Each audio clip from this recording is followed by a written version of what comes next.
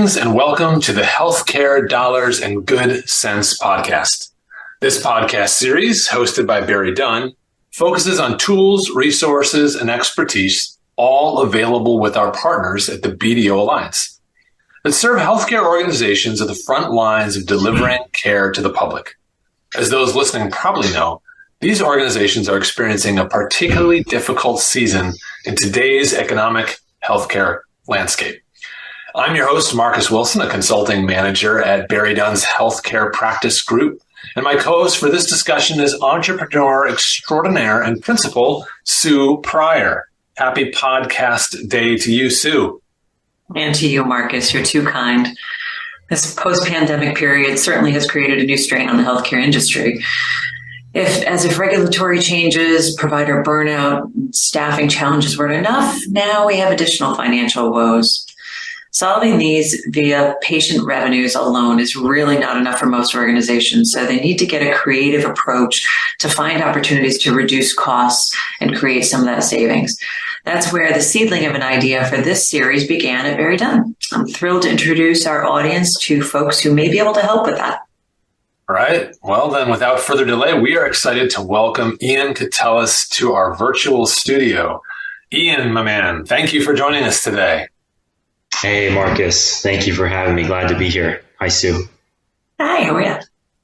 So, Ian, Great. Can you tell our audience a little bit about yourself? Absolutely. Well, I'm actually originally a singer-songwriter turned real estate professional. Who's somehow now found himself in the world of pensions. There's obviously a little bit more there to unpack, but I figured I'd keep it simple. I guess another fun fact: I'm a girl dad. My wife and I are expecting our fourth girl come December. So very excited. I'm exactly where I'm supposed to be. Excellent. So now tell us a little more about your organization, Dietrich. Yes, of course. I'm recently favoring the word advocate lately. It's in its purest form who Dietrich is. We are your pension risk advocate, working directly with plan stakeholders, your CEO, CFO, HR leaders, and we work in collaboration with the entire retirement plan advisory team in order to identify pension risk exposure that's somehow, or sometimes goes unnoticed, and then how to mitigate that risk through cost reduction strategies. All right, Ian, you have brought up a touchy subject. You just said a word that many of our clients, CFOs and HR leaders, get a twitch when they hear. So I won't say that word again, unless, of course, you are going to tell me that you can help organizations with their, issues. Yes, we absolutely can. We have a cure for that twitch, Marcus. But first, just like you would when treating any other ailment, you want every option on the table. At the very core, that is Dietrich's role as a pension subject matter expert. There may be new treatments, new prescriptions. We refer to these as alternative solutions that you may not be aware of. So it's our job to make sure you are aware of those and that you have access to them. Excellent. How exactly does that work, Ian? Yeah, so there are many ways in which a plan sponsor can potentially find these savings. For sake of time, we might just want to touch on a couple of them. One being the overall administration of a plan, and two, what is referred to as PRT, or pension risk transfer. So to restate this, to make sure we are understanding, there are savings to be found in how an organization manages their pension or defined benefit, just in the basic administration of the program. And there are savings realized in the process of an organization transferring their pension risk? Yes, that is correct. Because of the latter one, the risk transfer is dealing with pretty large numbers. That's where there's usually dollar per dollar more savings opportunities for an organization looking to make a change. Okay, so we'll spend more time on the risk transfer piece as a result of that. Can you quickly explain how savings might be found on the administrative side? Absolutely. There are savings, dollar per dollar there as well. But I think it's important to mention that, administrative savings are not just monetary. From an HR perspective, for example, there's a great deal of time spent monitoring, filing, servicing these legacy DB plans. So when we're able to alleviate this workload, there's significant weight lifted where now more time and energy can be spent servicing the active workforce, funding additional benefits, improving morale, employee retention, just to name a few examples. We know these areas are needing attention. We're seeing it in the news and in our various articles, but not just in the healthcare arena, but across all industries and workflows or workforces. That's really helpful. And is that a pretty common opportunity that you find in organizations that you serve? Yes, very common. I don't know many organizations that would be opposed to freeing up time, saving money, and honestly leveling up when it comes to taking care of their employees. Fair enough. Absolutely. Sounds like a great win-win. So now let's move over to the risk transfer part of the conversation. I know you're going to tell us a little more about one of my new favorite acronyms. I think it goes PBDB, heebie-jeebies or something like that. Yeah. Yes, the Bee Gees. The Bee Gees are, speaking of my music background, I love the Bee Gees. But you almost had it. There's a few extra letters in there, but I have heard it called worse. So the PBGC, which stands for Pension Benefit Guaranty Corporation, is a government entity that insures pension benefits for a substantial premium, which plays a big role in the reason a lot of organizations have been looking to get out of managing their own pensions, and also why there is so much interest in pension risk transfer.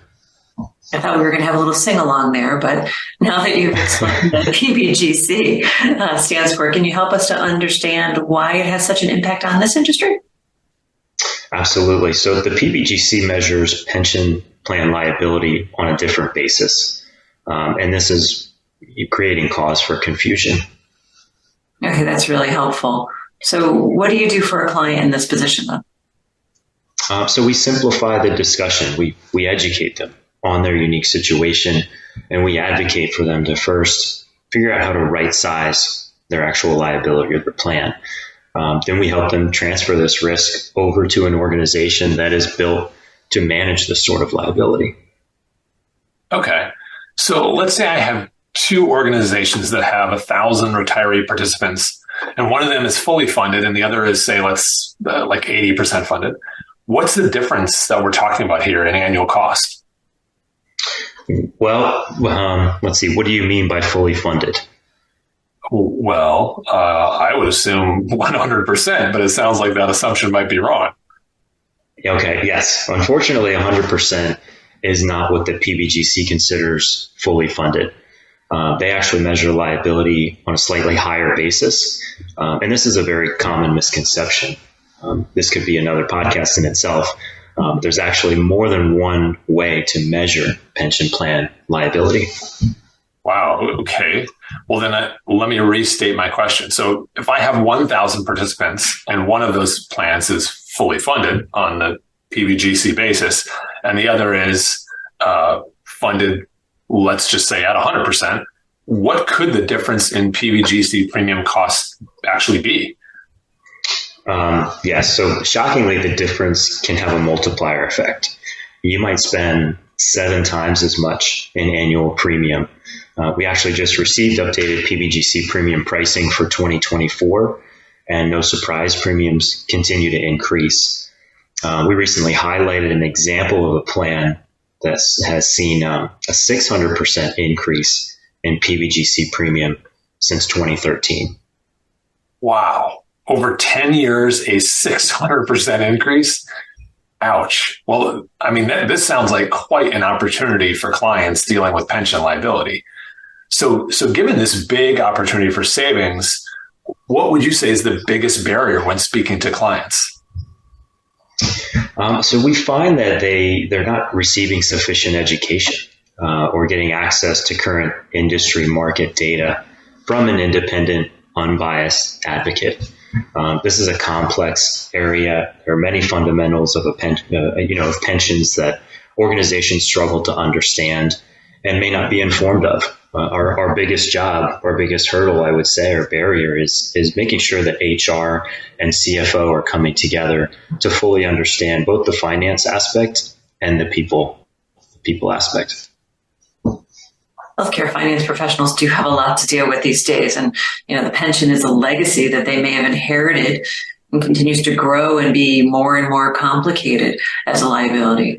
Do you find that it often doesn't get the attention that it needs based on all the other challenges?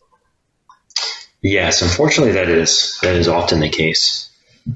All right. So what else should a healthcare finance professional consider? Keep it simple. Connect with Dietrich. Give us the opportunity to share some information that you may not be hearing or otherwise knew existed. And remember that our objective is to advocate for our clients, our plan sponsors, to ensure they identify the risk, mitigate that risk, and in turn, improve the financial well-being of the organization. Wow, Ian, thank you so much. This has been a great introduction to the office services that Dietrich offers. And we know there's a number of listeners out there whose clients would benefit from the education on this topic. Thanks, Ian. That is super helpful. And it's great to chat with you today about all this. Thank you both. I know how much time and effort goes into this, and we certainly appreciate the opportunity. Absolutely. And it makes a ton of healthcare dollars and cents. So we've reached the end of this discussion.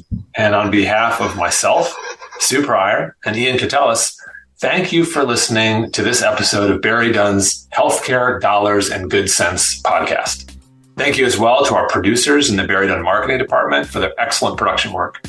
We also welcome listener questions and feedback on this episode, as well as suggestions for making more healthcare dollars and good sense.